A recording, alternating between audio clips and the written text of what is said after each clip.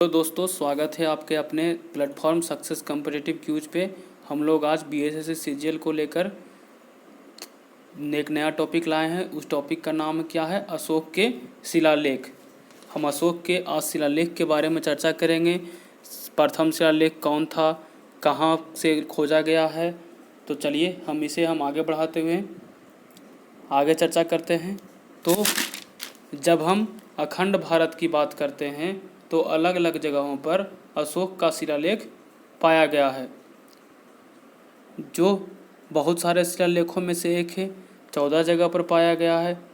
अगर हम स्तूप की बात करते हैं तो कितने स्तूप बनाए थे? 84,000 स्तूप। इसमें से फेमस स्तूप कौन है? सांची का स्तूप। लेकिन अगर बिहार का स्तूप की बात करेगा तो कौन है? शांति स्तूप। अगर सांची स्तूप पूछा है कहाँ है तो मध्य प्रदेश में। तो ये तो हो गया हमारा ऊपर। लेकिन अगर हम अशोक के शिलालेख के बारे में सर्वप्रथम बात करेंगे तो अब आगे पढ़ते हैं हम लोग इसी से कि शिलालेखों का सर्वप्रथम प्रचलन किसने किया? अशोक ने किया, फर्स्ट क्वेश्चन। और यह किस किस भाषा में किया? तो ब्राह्मी, खरोष्टी, ग्रीक और अरमाइक लिपि में प्रयोग किया। तो अगर हम क्वेश्चन आएगा कि अशोक की शिलालेखों को किस किस लिपि में लिखा गया है तो वह कौन कौन लिपि है? Brahmi, Aramaic, Greek, Kharosthi. अगला क्वेश्चन कि ग्रीक और अरमाइक लिपि का अभिलेख कहाँ से मिला है? तो अफगानिस्तान से। तो ग्रीक और अरमाइक का अभिलेख कहाँ से मिला है? अफगानिस्तान से। अगर खरोष्टी लिपि का हम बात करेंगे तो कहाँ से मिला है? शहबाजगढ़ी और मनसेहरा से, जो कहाँ पड़ता है? पाकिस्तान से। और बाकी जितना भी शेष हो जो ब्राह्मी लिपि का अभिलेख, कहने का मतलब दैट मीन्स कि ब्राह्मी लिपि का जो भी अभिलेख है जो कहाँ से मिला है? भारत से, जो काफ़ी इम्पोर्टेंट है। आगे बढ़ते हैं हम लोग। अब हम अशोक के अभिलेखों को बारे में पढ़ते हैं, जिसमें आज किसकी चर्चा करेंगे? शिलालेख के बारे में। तो आइए हम लोग शिलालेख के बारे में चर्चा करते हैं कि अशोक का शिलालेख सर्वप्रथम किसने पता लगाया। तो अशोक का शिलालेख सर्वप्रथम किसने पता लगाया? तो कौन है वो? पैंथलर। कौन है? पैंथलर। इससे हमको याद रखना है कि अशोक के शिलालेख को खोजने के लिए कौन निकला था? पैंट पहन के निकला था। कौन? पैंथलर। कब किया था? 1750 में। कब किया था? 1750 में। इसकी संख्या कितनी होती है अशोक के शिलालेखों की संख्या? 14। इसको सर्वप्रथम किसने खोजा? तो कौन?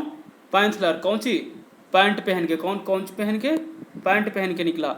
आगे लेकिन जब हम अशोक के शिलालेखों की पढ़ने की बात हम करते हैं तो सर्वप्रथम अशोक के शिलालेखों को किसने पढ़ा? James Prinsep. कौन पढ़ा? James Prinsep. और कब पढ़ा था? 1837 में। तो यहाँ तक तो सारांश के तौर पर हो गया कि अशोक के शिलालेख की खोज कब हुआ, किसने किया, किसने पढ़ा, किसने नामांकन किया।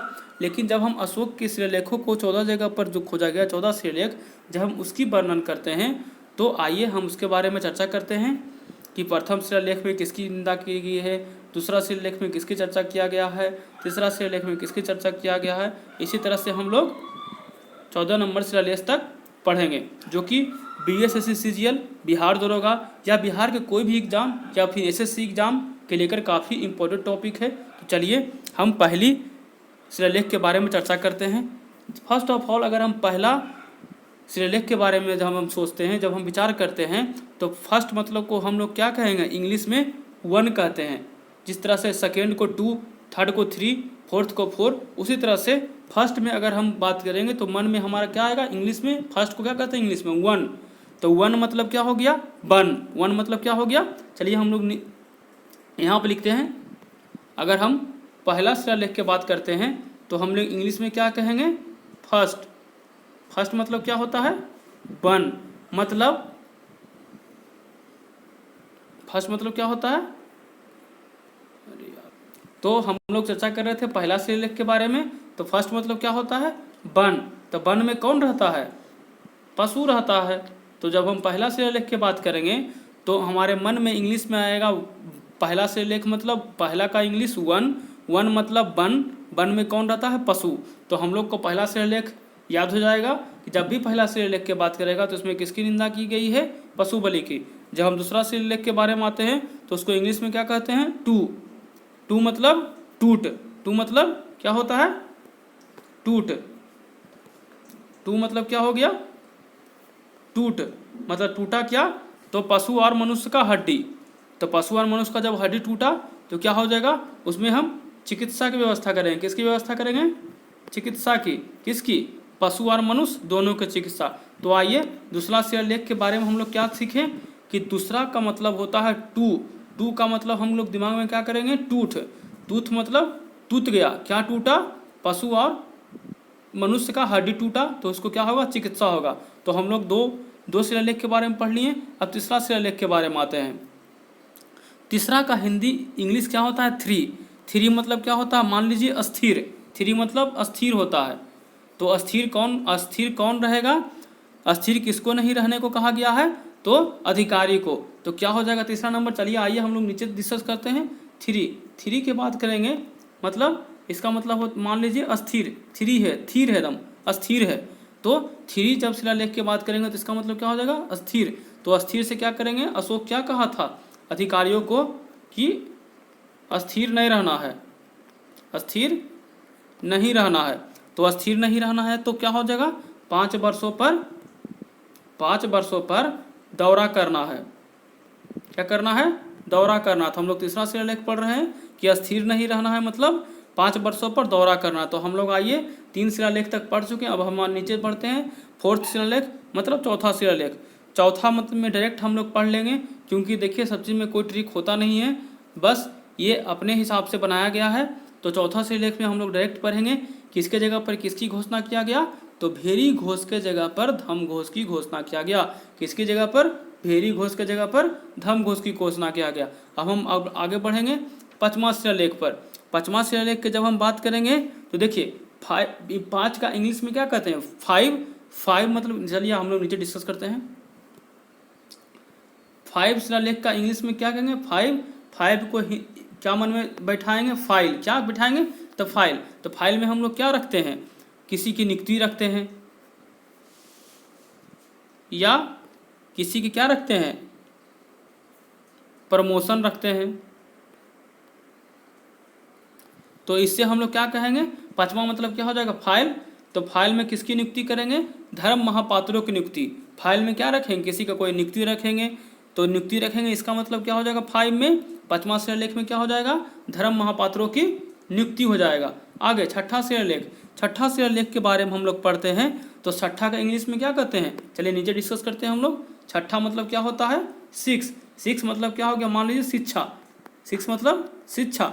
तो शिक्षा में हम लोग क्या चर्चा करेंगे कि आत्मनियंत्रण के बारे में शिक्षा दिया गया। छठा में किसकी चर्चा किया गया है, आत्मनियंत्रण बारे में चर्चा किया गया। आप देखिए 7वां 8वां को डायरेक्ट ही रट लीजिए, डायरेक्ट ही पढ़ लीजिए, मन में बिठा लीजिए कि 7वां 8वां में अशोक के तीर्थ यात्रा के बारे में उल्लेख किया गया। क्या किया गया है, तीर्थ यात्रा के बारे में उल्लेख किया गया। तो हम लोग फिर से रिकॉल करते हैं फर्स्ट नंबर से। फर्स्ट ऑफ ऑल पहला शिलालेख को इंग्लिश में क्या कहेंगे, वन मतलब क्या होता है, पशु। तो पशु की पहला शिलालेख में किसकी चर्चा, पशु बलि की निंदा। अब आइएगा दूसरा शिलालेख, दूसरा को इंग्लिश में क्या करते हैं, टू मतलब किससे कोई रिलेट करेंगे, टूट गया, कि क्या टूटा, पशु और मनुष्य का हड्डी टूटा। तो हड्डी टूटेगा तो क्या करेंगे, चिकित्सा करेंगे। हम लोग आते हैं अब तीसरा शिलालेख पर। तीसरा शिलालेख मतलब क्या होता है, थ्री मतलब क्या होता है, अस्थिर। तो जब अस्थिर रहेगा तो किसको अस्थिर नहीं रहने के लिए कहा है अशोक, तो अधिकारी को। तो अधिकारी जब अस्थिर नहीं रहेगा तो क्या करेगा, दौरा करेगा। तो तीसरा शिलालेख में किसकी चर्चा है कि हर एक 5 वर्षों पर अपने का दौरा करे। अब आइएगा चौथा शिलालेख। चौथा शिलालेख को डायरेक्ट ही पढ़ लीजिए कि भैरी घोष के जगह पर धम घोष की घोषणा। चौथा शिलालेख में किसकी चर्चा किया गया है, भैरी घोष की जगह धम घोष की घोषणा। कुछ ऐसा पॉइंट होता है जो कि याद ही करना पड़ता है। आगे बढ़िएगा हम लोग 5th नंबर पर। 5th नंबर में क्या होता है, 5 मतलब को इंग्लिश क्या किससे को रिलेट करेंगे, फाइल मतलब क्या होता है, किसी की फाइल में क्या रखते हैं, किसी को नियुक्ति रखते हैं, किसी का प्रमाण पत्र रखते हैं। तो क्या हो जाएगा पांचवा में, धर्म महापात्रों की नियुक्ति। अब लोग हम छठा पर आते हैं। छठा को किससे को रिलेट करेंगे, 6 से। 6 मतलब क्या हो गया, शिक्षा मतलब क्या हो गया, किसकी, आत्मनियंत्रण की शिक्षा। तो छठा शिलालेख भी हो गया। अब हम 7वां 8वां पे आते हैं। तो 7वां 8वां में किसकी चर्चा किया गया है, तीर्थ यात्रियों का उल्लेख किया गया। किसकी चर्चा किया गया है? तीर्थ यात्रियों को। तो हम लोग 1 से लेके 8 तक पढ़ चुके हैं दोस्तों। अब हम 9 से लेके 14 तक पढ़ेंगे। तो 9वां नंबर शिलालेख के बारे में हम लोग आते हैं। 9 मतलब क्या होता है? इसे भी डायरेक्ट ही पढ़ लीजिए, अगर ट्रिक बनाने के फेरा में रहिएगा तो दिक्कत होगा। तो 10वां नंबर को डायरेक्ट पढ़िए। हम लोग क्या कहेंगे? 10वां नंबर में क्या हो जाएगा? अशोक ने आदेश दिया था कि राजा तथा उच्च अधिकार हमेशा प्रजा के बारे में सोचे। क्या था 10वां नंबर में? देखिए 2 गो ऐसा शिलालेख है जिसमें राजा द्वारा आदेश दिया गया है। कौन सा? एक तीसरा है, एक 10वां है। कौन है? 10वां। 2 गो ऐसा शिलालेख है जिसमें राजा द्वारा आदेश दिया गया। कौन कौन? तीसरा और 10वां। तीसरा में क्या कहा गया है? राजकीय अधिकारी को यह आदेश दिया जाता है कि वह 5 वर्षों पर दौरा करे। और 10वां में क्या कहा गया है? कि अशोक ने यह आदेश दिया राजा तथा उच्च अधिकारी प्रजा के बारे में सोचे। तो हम लोग अगर कोरिलेट करके पढ़ना चाहते हैं कि आदेश कौन कौन से लेख में दिया गया, तीसरा और 10वां। तीसरा में क्या कहा गया? तीसरा में कहा गया कि वो क्या करेगा? हर एक 5 वर्षों पर दौरा करेगा।